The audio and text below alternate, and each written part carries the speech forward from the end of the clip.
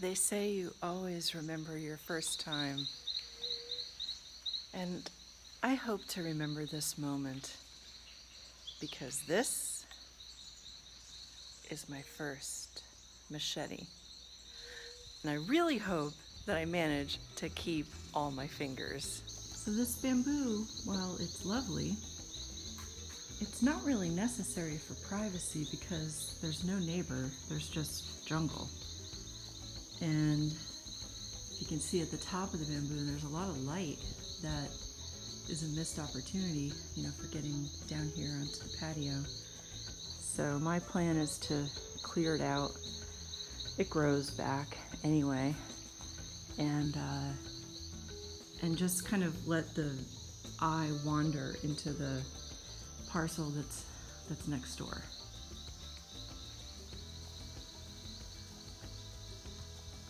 You can see those bottles there.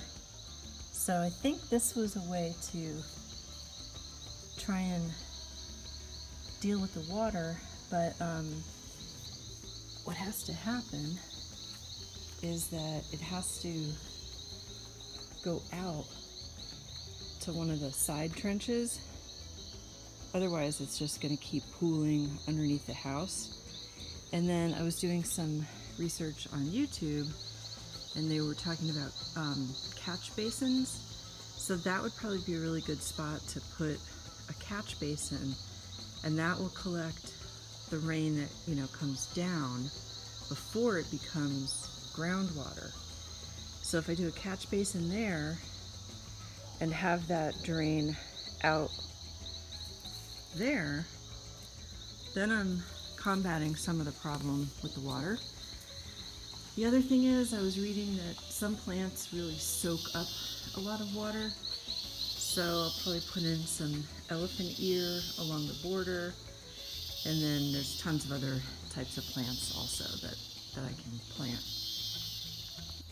If I get these banana trees cleaned up, they will look pretty nice. Kind of weird to see a crab. I think he's surprised to see me too. Lessons learned just in the first 30 minutes of gardening in Panama in my house. Wear boots.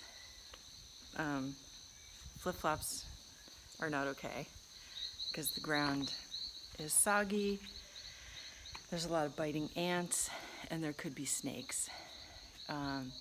Second thing I learned is that empty or dead banana stalks are lovely homes for red ants.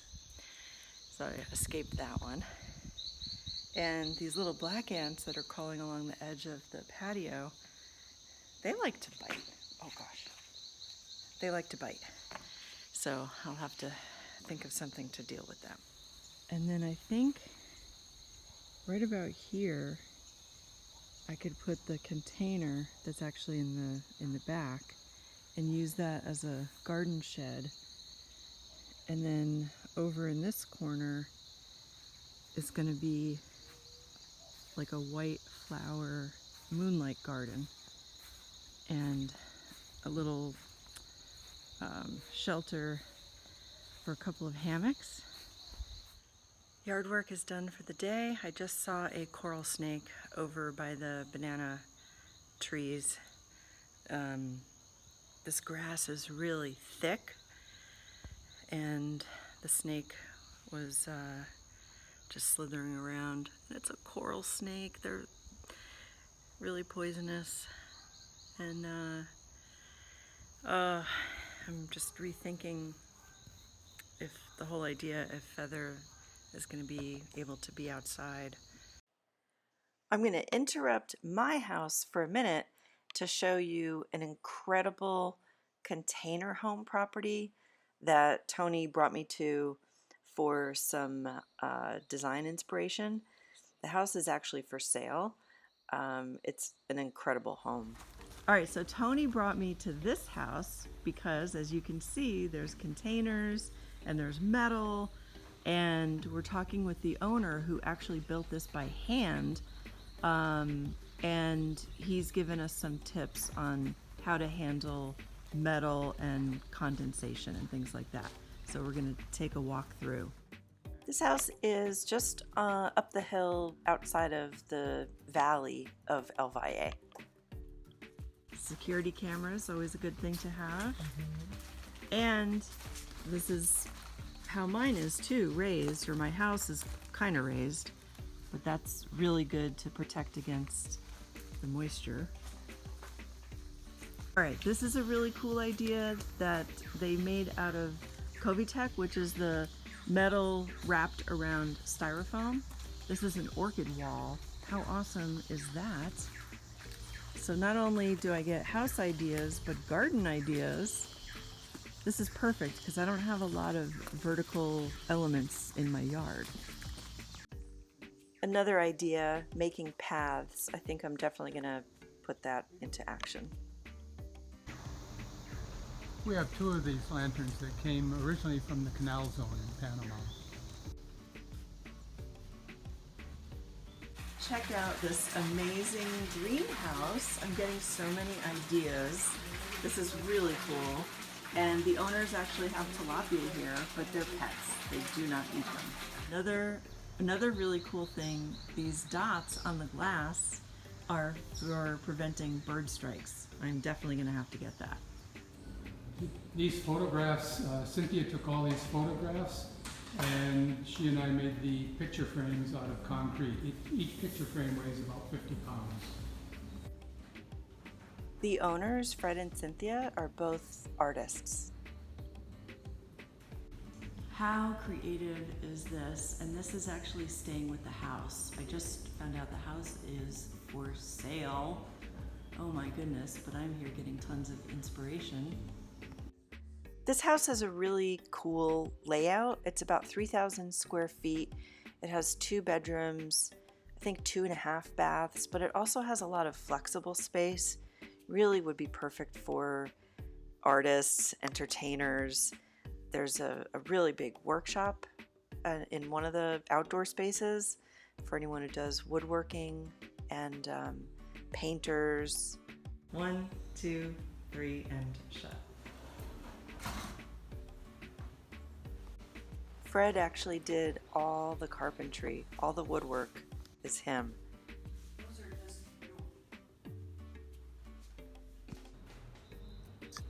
Fred even did all of the welding, the iron work on the gates inside and outside the house, and did all the concrete work, like this concrete platform where the television comes out from.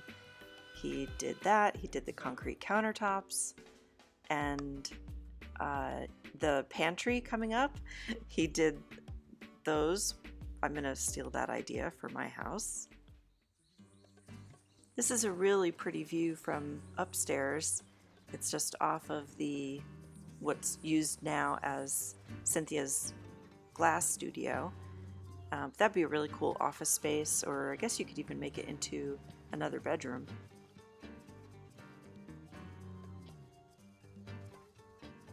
Another thing I really appreciate about the house is the sense of security.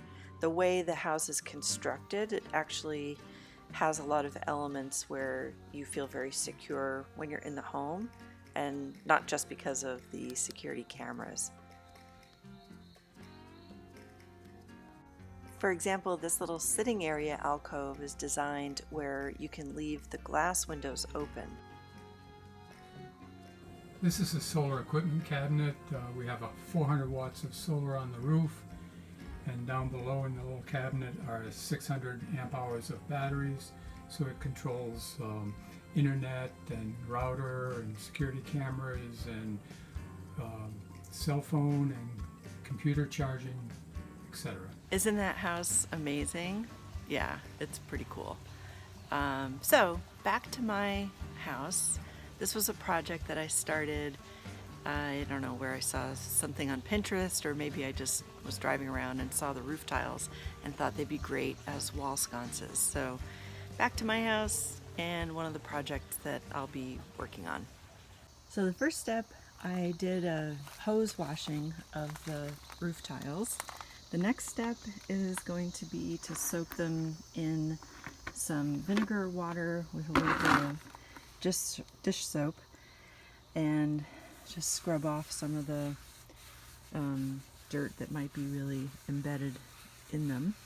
I bought 25 knowing that there's going to be some errors, and do have a broken one right now. So if I end up with, I don't know, 10 or 12 or 15 to make wall sconce lights, that would be awesome. Oh, and I have a helper kitty. I think she's taking a break.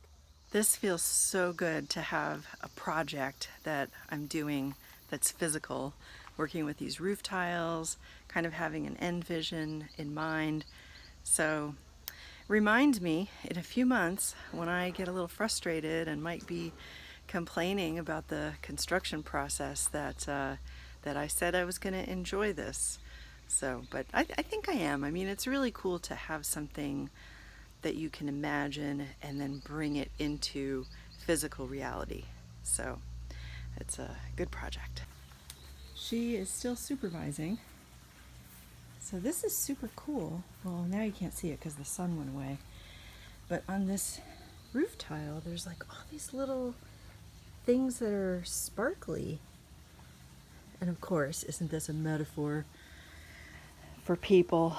We go through years and we get scuffed around and beaten up, and all it takes is a little vinegar and elbow grease and soap to bring our sparkle back. Now I really know that Blanco is white because I bought the wrong color paint. Anyway, this is the last time you'll see this room as neat as this, because big changes are a-comin'.